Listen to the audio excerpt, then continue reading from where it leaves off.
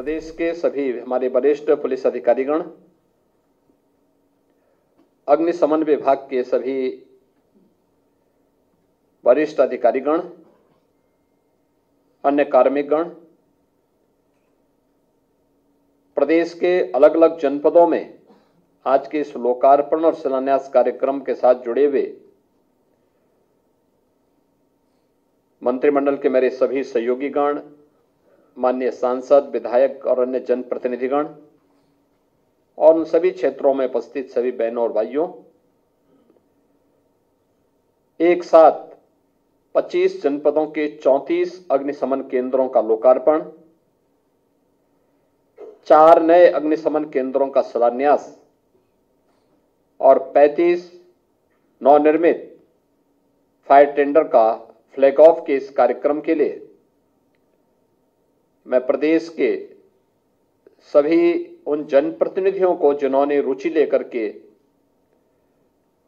इन नए fire tender की स्थापना करने और आज इस कार्यक्रम के साथ जुड़े हुए हैं, उन सबको हृदय से बधाई देते हुए जनता जनार्दन को भी मैं बधाई देता हूं, जिनके लिए ये सभी सेवाएं बहुत उपयोगी होने वाली हैं। हम सब जानते हैं कि संकट के समय अग्निशमन सेवाओं की भूमिका कितनी महत्वपूर्ण हो जाती है। इन्हीं सबको ध्यान में रख करके 1944 में प्रदेश में अग्निशमन विभाग का गठन होता है और पिछले आपने देखा होगा कि 1947 से यानी 1944 से लेकर के 2017 तक 73 वर्षों में जितने फायर स्टेशन स्थापित हुए, 288 फायर स्टेशन कुल स्थापित हो पाए। हम लोगों ने मात्र 7 वर्ष में 71 नए फायर स्टेशन स्थापित किए। अग्निशमन से जुड़े हुए कानून में व्यापक रिफॉर्म के कार्यक्रम को आगे बढ़ाया। उनके आधुनिकीकरण के लिए समयबद्ध तरीके से जो कार्यक्रम आगे बढ़ाए गए, आज उसका परिणाम है कि प्रदेश में आज अग्निशमन विभाग प्रदेश की इमरजेंसी सेवाओं में एक बेहतरीन सेवा प्रदान करने के लिए अपने आप को तैयार कर रहा है। 2017 से 18 के बीच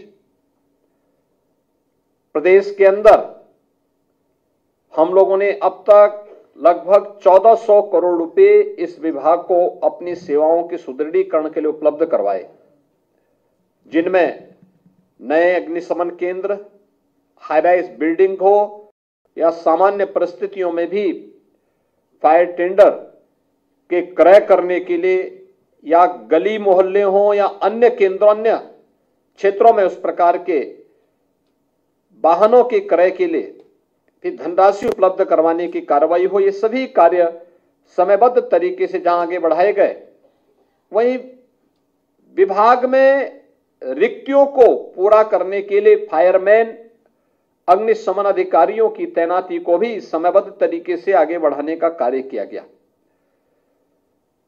बहुत बार शिकायत होती थी इन चीजों को लेकर के, वह उद्यमी भी शिकायत करता था और भी अन्य लोग जो प्रदेश के अंदर निवेश करने के इच्छुक थे, उनके द्वारा एनओसी को लेकर के अक्सर ये बातें की जाती थी। हमने उसको डीम्ड किया, एनओसी की प्रक्रिया को सरलीकरण करने का कार्य किया। आज उसके बेहतर परिणाम आए। ईज ऑफ डूइंग बिजनेस में यूपी की रैंकिंग में हुआ सुधार इस दिशा में किए गए प्रयासों का परिणाम है। और आज मुझे प्रसन्नता है कि प्रदेश सरकार ने जब ये कार्यक्रम अपने आगे बढ़ाए तो आज उसका परिणाम हम सबके सामने देखने को मिल रहा है कि प्रदेश के अंदर तेजी के साथ हम अपने सभी तहसील स्तर पर एक एक फायर स्टेशन स्थापित करने की दिशा में अग्रसर हो चुके हैं। मेरा अनुमान है कि अगले कुछ ही दिनों के अंदर, कुछ ही वर्षों के अंदर उत्तर प्रदेश देश का एक ऐसा राज्य होगा जो आबादी में सबसे बड़ा है, लेकिन आम जन की सुविधा को ध्यान में रख करके हर तहसील क्षेत्र में एक एक फायर स्टेशन की स्थापना करना हमारा लक्ष्य है। और इस दिशा में आज का एक कार्यक्रम एक मील का पत्थर साबित होने जा रहा है। इसके लिए मैं प्रदेशवासियों को हृदय से बधाई दूंगा और विभाग को हृदय से धन्यवाद भी दूंगा। हमारा प्रयास होना चाहिए कि हम फायर की टेंडर की किसी भी कार्यक्रम को, रिस्पांस टाइम को कितना कम कर पाएंगे, यह सबसे महत्वपूर्ण है। अगर अग्निकांड की चपेट में कहीं कोई स्थल है, कोई भवन है, कोई मोहल्ला है, हमारा रिस्पांस टाइम जितना कम होगा उतना ही जन धन की हानि को रोकने में हमें मदद मिलेगी। जन धन की हानि रोकना हमारा पहली प्राथमिकता होनी चाहिए। और इस दृष्टि से प्रदेश में पिछले कुछ समय से जो प्रयास प्रारंभ हुए उसके बेहतर भी परिणाम सामने आए हैं। खासतौर पर पिछले कुछ समय से, जो अभी यहां पे इस प्रेजेंटेशन में भी आपने देखा होगा, 33,000 से अधिक अग्नि दुर्घटनाओं में 3,780 जनहानि को रोका गया। 5,000 से अधिक पशुओं की हानि को रोका गया और इसके कारण 1.5 अरब रुपए की संपत्ति को भी बचाने में मदद प्राप्त हुई है। यानी 150 करोड़ रुपए की संपत्ति को भी बचाने में विभाग ने मदद की है। इसके अलावा और भी अन्य कारणों से, खासतौर पर अब सीजन आएगा, इस सीजन में आप देखते होंगे जब तेज लू चलेगी, खड़ी फसल में आग लगने की संभावना दिखती है। उस समय भी फायर विभाग की आवश्यकता लोग महसूस करते हैं। अग्निशमन विभाग उस समय भी जाकर के लोगों की मदद के लिए खड़ा होता है। किसी मार्केट में कहीं कोई दुर्घटना हो गई, उसको बचाव करने के लिए हमेशा खड़ा होता हुआ दिखाई देता है। और आज इन सभी कार्यक्रमों को हम लोगों को और प्रभावी ढंग से आगे बढ़ाने के लिए कार्य करना है।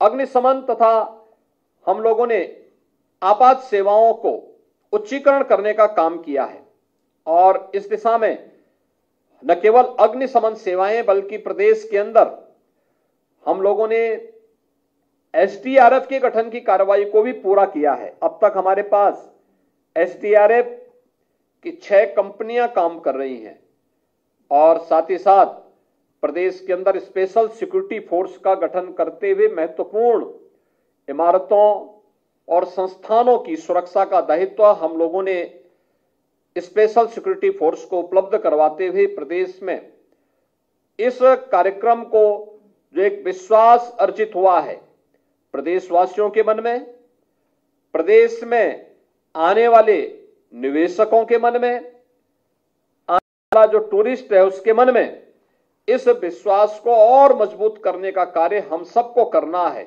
इस दिशा में हमें पहले चरण में जनपद स्तर पर, दूसरे चरण में हम लोग उसे तहसील स्तर पर लेकर के गए हैं और हमारा प्रयास होना चाहिए कि अगले 1-1.5 वर्ष के अंदर हमारा प्रयास हो कि हर तहसील फायर स्टेशन से आच्छादित हो जाए। इसके लिए विभाग को प्रयास करना चाहिए, गृह विभाग को उनको पूरा सपोर्ट करना चाहिए और एक साथ इस कार्यक्रम को अब आगे बढ़ा करके, बहुत कम तहसीलें बची हैं जहां पे फायर स्टेशन नहीं है। आज मुझे प्रसन्नता है कि जब हम लोग 38 ऐसे जनपदों में, जिनमें से 34 में फायर स्टेशन स्थापित हो चुके हैं और 4 में आज शिलान्यास का कार्यक्रम हो रहा है, इसके साथ ही 67 यानी 67 fire tender, 2 foam tender, 3000 fire resistant overall डागरी, 4 water mist cap motorcycle mounted system के साथ, 15 jeep towing vehicle, 2 water bowser तथा 1 वाटर बाउजर के निर्माण की जो चेसिस है आज उसको हम फ्लैग ऑफ भी करने जा रहे हैं। यानी इतने बड़े कार्यक्रम के साथ पिछले दिनों आपने देखा होगा जब हम लोगों ने गत वर्षों में प्रदेश के इस अग्निशमन विभाग के कार्यक्रम को आगे किया था। हाई राइज बिल्डिंग कभी किसी अग्नि दुर्घटना का शिकार होगी, उन स्थितियों में वहां बचाव के लिए क्या करना है। उस समय हाइड्रोलिक अग्निशमन वाहन हमारे पास वहां मौजूद थे और हमें आज की आवश्यकता के लिए जितनी भी ऐसी हाई राइज बिल्डिंग है उनकी सुरक्षा के लिए मेट्रोपॉलिटन सिटी में पहले चरण में कम से कम जो हमारी बड़ी सिटी हैं उन सब में हम लोग इस सेवा को तत्काल लागू करने, यानी हर तहसील में हमें जहां फायर स्टेशन की स्थापना करनी है वहीं पे हाई राइज बिल्डिंग में इस प्रकार की किसी भी दुर्घटना से बचाव करने के लिए और उसके प्रशिक्षण के लिए हमें fire tender, hydraulic fire tender की स्थापना करने के कार्यक्रम को भी प्राथमिकता के आधार पर आगे बढ़ाना होगा, जिससे किसी भी घटना दुर्घटना के समय जनधन की हानि को न्यूनतम करने में हम लोगों को मदद मिल सके, हम मदद आम जनमानस की मदद दे सकें और आम जनमानस के विश्वास को बनाए रखने में मदद कर सकें। आज के समय में रिस्पांस टाइम हमारा जितना कम होगा वह पब्लिक की संतुष्टि का आधार भी बनेगा और इस रिस्पांस टाइम के लिए प्रशिक्षण और उस प्रकार के इक्विपमेंट आवश्यक है। ईज ऑफ डूइंग बिजनेस के लक्ष्य को प्राप्त करने के लिए हम लोगों को कानून में व्यापक सुधार करने ही पड़ेंगे और उसको समयबद्ध तरीके से लागू भी करना पड़ेगा। अगर हम समयबद्ध तरीके से उसे लागू करते हैं तो एक निवेशक का विश्वास व्यवस्था पर मजबूत होता है। अगर हम रिस्पांस टाइम को कम करते हैं, कॉमन मैन का विश्वास विभाग पर भी और शासन पर उतना ही मजबूत होता है, क्योंकि जब वह संकट में है तो संकट में होने पर उसके लिए सहायता के लिए पहुंचना हमारा दायित्व है। और जब उस प्रकार के इक्विपमेंट आपके पास होंगे, उस प्रकार का प्रशिक्षित मैन पावर आपके पास होगा, उसके लिए हमें तैयार करना हो, अपने आप को तैयार करना होगा। हम मानते हैं अक्सर इस प्रकार की स्थितियों के लिए कुछ समय तय होते हैं, अग्निशमन के लिए या फिर कहीं फ्लड आ गई, फ्लड के सिचुएशन में बचाव के लिए, किसी रोड एक्सीडेंट में बचाव के लिए एक निश्चित समय होता है कि इस समय ही ये ज्यादातर घटनाएं घटित होती हैं। शेष समय क्या, मुझे लगता है उस समय स्कूल कॉलेजेस में बच्चों के प्रशिक्षण के लिए भी हम लोगों को जाकर के उनकी काउंसलिंग के कार्यक्रम को भी हमें अपने इस कार्यक्रम का हिस्सा बनाना चाहिए, क्योंकि महत्वपूर्ण यह है कि सामान्य दिनों में केवल विभाग के भरोसे ही रह करके नहीं, घटना घटित हो जाए तब बचाव करें। महत्वपूर्ण यह है कि हम बचाव के लिए लोगों को पहले से तैयार करें। अग्निकांड के लिए कौन कौन से लापरवाही जिम्मेदार होती है, इसके प्रति लोगों को अगर हम पहले से तैयार कर सकें, कैसे हम जनधन की हानि को रोक सकें। आग की चपेट में आने पर व्यक्ति को सबसे पहला उसका क्या दायित्व बनता है, कैसे वह बचाव के उपायों में जब तक सहायता पहुंचती है तब तक स्वयं भी लोग अपने स्तर पर क्या प्रयास प्रारंभ कर सकते हैं।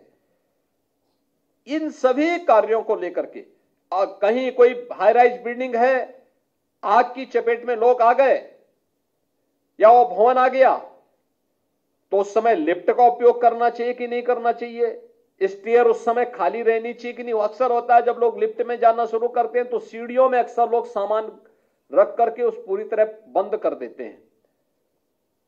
हर घटना भी हमारे लिए एक सबक होनी चाहिए और फिर उसको नोट करते हुए हम जब परस्पर विभागीय बातें करते हैं, विभाग में कोई बात का हम आदान प्रदान करते हैं, उसमें हर जनपद को इसके लिए काउंसिल करना कि फलानी जगह दुर्घटना का कारण ये था, ये लापरवाही थी, इस लापरवाही से हमें सबक सीखना चाहिए, उसको नोट करते हुए और फिर जब हम लोग छात्रों के बीच में जाएं, समाज के बीच में जाएं, तो उनको भी हम अवगत कराने का कार्य करें। अवेयरनेस एक बड़ी भूमिका का निर्वहन बचाव में कर सकता है और मुझे लगता है कि उपाय से महत्वपूर्ण बचाव यह बहुत बड़ा कारक हो सकता है जिसमें हम लोग बड़े पैमाने में जनधन की हानि को रोक सकते हैं। या कहीं कोई दुर्घटना है, अक्सर दुर्घटना के समय क्या होता है कि दुर्घटना हो गई, लोग पड़े हुए हैं, लोग सेल्फी वहां पे खींचते रहते हैं, फोटोग्राफी वीडियोग्राफी करते हैं। बहुत सारे लोग हम देखते हैं कि एक्सीडेंट वाले वाहन के साथ भी सेल्फी ले रहे हैं। अरे उस समय हमें सबसे पहले वहां पे लोगों को बचाना चाहिए, राहत कार्यों में भाग लेना चाहिए, या वहां पे वीडियोग्राफी फोटोग्राफी या सेल्फी पॉइंट उसको बनाना चाहिए। लेकिन बहुत सारे लोग तब भी वहां पे मानवीय संवेदना की बजाय इस प्रकार का व्यवहार करते हैं। हमें इन सब चीजों से अपने आप को तैयार करना होगा। एक बार फिर से आज जब विभाग के स्तर पर इतना बड़ा कार्यक्रम हो रहा है, इस सैकड़ों करोड़ रुपए की परियोजनाओं की सौगात प्रदेशवासियों को दी जा रही है, जिनमें 34 यानी प्रदेश के अंदर एक बड़े पैमाने पर 25 जनपदों के 34 अग्निशमन केंद्रों का लोकार्पण हो रहा है और 4 अग्निशमन केंद्र आज यहां पे शिलान्यास हो रहे हैं। इसके लिए मैं विभाग को तो धन्यवाद देता ही हूं, लेकिन साथ साथ जिन जनप्रतिनिधियों ने प्रयास किया है उनको भी धन्यवाद देता हूं और सभी उन जनपद वासियों को जिन्हें इन सेवाओं का लाभ मिलने वाला है उनको मैं बधाई देता हूं। विशेष रूप से उन विधायकों को जिन्होंने प्रयास करके वहां पे फायर स्टेशन स्थापित किए हैं। 35 नवनिर्मित फायर टेंडर का भी फ्लैग ऑफ का कार्यक्रम आज यहां पे हो रहा है, जो मैंने बताया कि कितने वाहन उसमें हैं, किस किस प्रकार की उनकी क्वालिटी है, इनका फ्लैग ऑफ किया जा रहा है। ये वाहन अब उन जनपदों में जाकर के जनता को बेहतरीन सुविधाएं उपलब्ध करा पाएंगे। आज के इस अवसर पर मैं एक बार फिर से प्रदेशवासियों को इन सभी सेवाओं के लिए हृदय से बधाई देते हुए अपनी शुभकामनाएं देता हूं। धन्यवाद। जय हिंद। आज को आप सुन रहे थे, महत्वपूर्ण बातें उनकी तरफ से कही गई हैं, जहां फायर ब्रिगेड के वाहनों को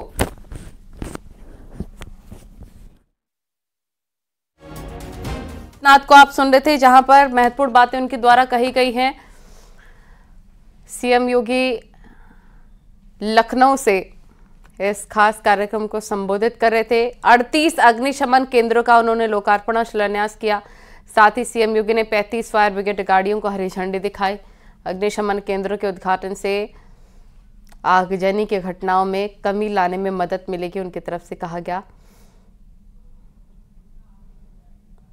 तो महत्वपूर्ण कार्यक्रम जिसमें सीएम योगी आदित्यनाथ जुड़े, उन्होंने संबोधित किया जनता को और 38 फायर स्टेशंस का लोकार्पण और शिलान्यास भी किया।